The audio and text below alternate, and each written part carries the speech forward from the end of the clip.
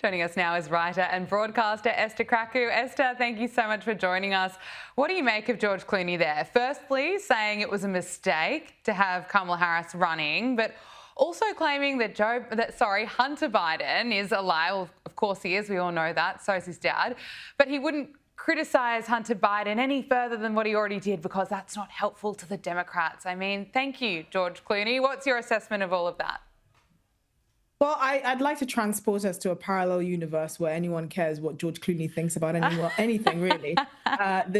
This man who's literally paid to play pretend. The level of narcissism you see among celebrities like this is almost radioactive. It could fill out the whole state of Kentucky because these are not endocrinologists or oncologists or astronauts. They're people that literally get paid a fortune, an arm and a leg to play pretend. But let's do what he does and act like he's a kingmaker. Do you recall his op-ed that he wrote in the New York Times before the election, urging Joe Biden to step down? And then when he did, a couple of weeks later, he said that this was the biggest sacrifice that's been done to for the country since George Washington. So this was the kind of flowery language that he was using to describe basically Joe Biden doing what he wanted. And now, a year later, he's whinging because the Democrats didn't go as far to give him everything he wanted by primarying a candidate as useless as Kamala Harris, which just screams of a level of arrogance that you just wouldn't believe. But I think one thing that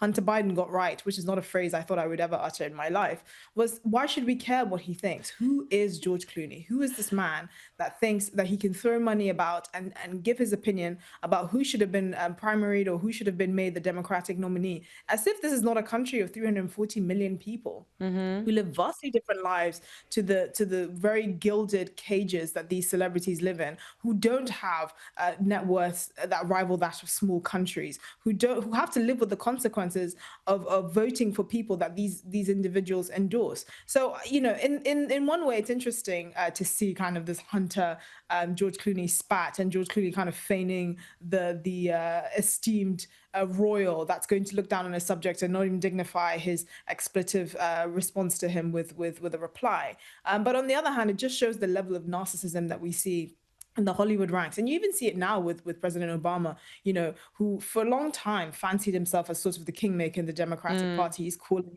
Donnie, saying, I can be your sounding board, before the last election, telling black guys not to vote for Donald Trump because you're basically giving up on yourselves and using all sorts of language that would suggest that they're basically self-hating. I don't even want to go into that. But you have these narcissistic characters in the Democratic Party that are not focused on getting new blood, getting actual talent in the Democratic Party, getting rid of these octogenarians and actually focusing on the issues that people are concerned about, like the economy, like the cost of living, like jettisoning the woke nonsense. You have these people that are just kind of leading a dynastic form of politics that just don't get it.